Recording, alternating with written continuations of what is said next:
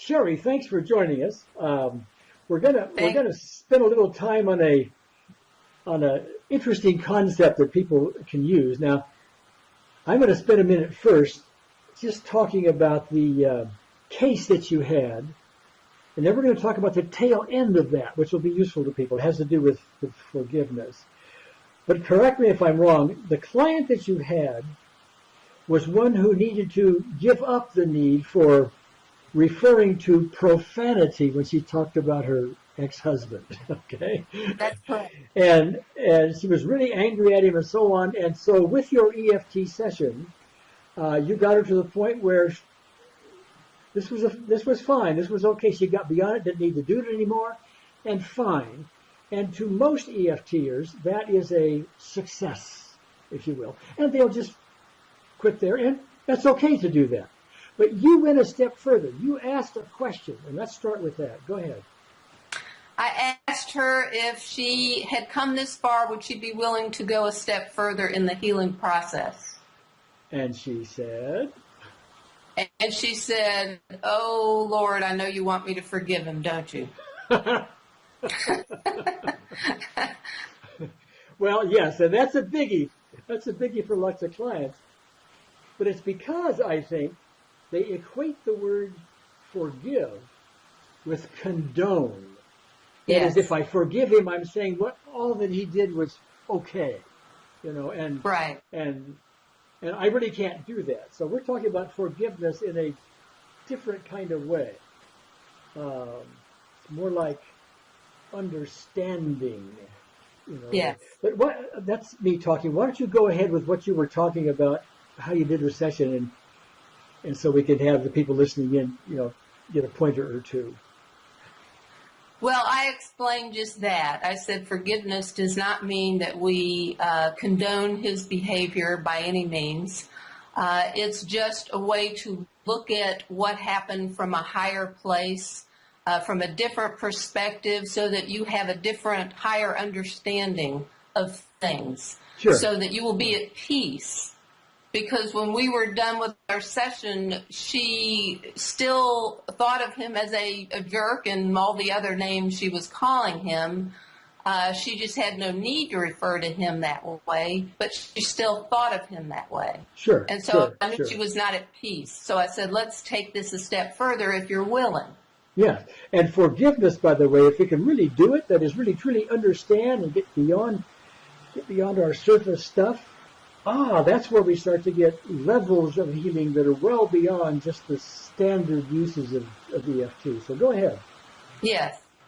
So she said she would be willing, and that's very important, to be willing to look at something from a higher place. Sure. So we proceeded, and I asked for details. Not so much about the indiscretions or what he did. I wasn't interested in that. Hold on a minute. I got her to a place where she felt no need to use profanity in her references to him, but she didn't see him any different. Her behavior had changed, but she still thought of him as that jerk that cheated on her. So I said, as long as we are thinking of him like that and we are seeing him like that, you will not be at peace. And that's where we need to get. Yeah, and that's a really important thing to get to here, because this kind of, on the surface, all was well with the EFT. She doesn't have to, she has no need to use the profanity anymore. But underneath, we've got another level. And so you have an opportunity here to get underneath all of that and get another level of peace. I'm restating what you said, but I just wanted to emphasize it. So go ahead. Right. And so she said, I don't know if I can forgive. And I said, well, let's make sure we're clear on what forgiveness means. Forgiveness does not mean that we condone the behavior. Forgiveness is, from my perspective, a higher way of looking at something, looking more deeply at why something may have happened and how it might not have happened to you, but rather for you. And she said, well, I don't know if I can do that, but I'm willing to. I'm willing to try. That's an interesting reframe because you just turned it, this things were happening to her rather than for her. And so the for her reframe puts her in a different mode, you know. Right. So anyway, go ahead. Right. So she told me that this was ex-husband number 3 that had cheated on her. And I said, by any chance, did ex-husband number 2 cheat on you? And she said, yes. And I said, I'm going to go out on a limb and guess ex-husband number 1 did the same thing. Yes. I said, well, the one constant, of course, is you. So let's perhaps look at what frequency you may be sending out to attract these gentlemen into your life who have treated you this way. And she was willing to go there. Yes, okay. And so you're using EFT, and how might you use it? Even though give me an example of how you address that problem. Well, we had to tap first on, even though I don't want to forgive, even though I don't think I can, I don't think it's possible. We had to do a lot of that. Even though I don't think it's possible, I'm willing to entertain the idea that I can see this from a higher place. Yes, so we got to that place. Yes, okay. And these are, generally speaking, global type approaches, not specific event approaches, but they're appropriate in a case like this. So go ahead. Right. And we did not look at any of the events, what any of these husbands had done, because that was not where I intuitively felt the healing was. I felt the healing was much further back in her life, where she first decided to come to the conclusion that she was not worth much, that she was not worth being loved by someone and not be cheated upon. And so I said, let's look at where this might have occurred. And she said, I know exactly what happened that caused me to come to this conclusion. Okay. And can you share that? I believe I can. She said when she was a very young child that she had been molested by someone she knew and trusted. Okay. Now we're in specific events. Right. Okay. And I said, this is the fire. The other events was the smoke, in my opinion. And we can chase smoke all day long and tap on all these events and collapse them. And I said, this is what's burning. And this is what I feel we really need to heal, which will then help put the smoke out in and of itself. Okay. So then you get down to this specific event, this early age molestation. You collapse that with EFT. Right. And do I understand that collapsed the whole issue, or was there more to go?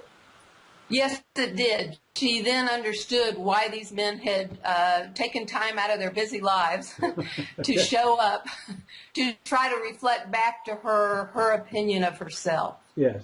Which wasn't very high. Yes, okay. And I would point out that while her self-image currently, as a result of your work, may be better in those along these lines, that doesn't necessarily mean her self-image across the board is better.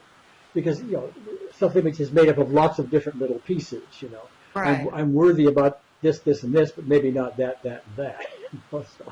But there's more work to be done there. But this piece of her self-image apparently has been resolved. Would I be correct? Yes. Okay. Yes. It was so resolved, in fact, that she felt like calling or writing each one of them to say, I'm okay. And I even thank you for being in my life, for helping me to come to a higher awareness of who I truly am and what I deserve. And you guys have helped me do that.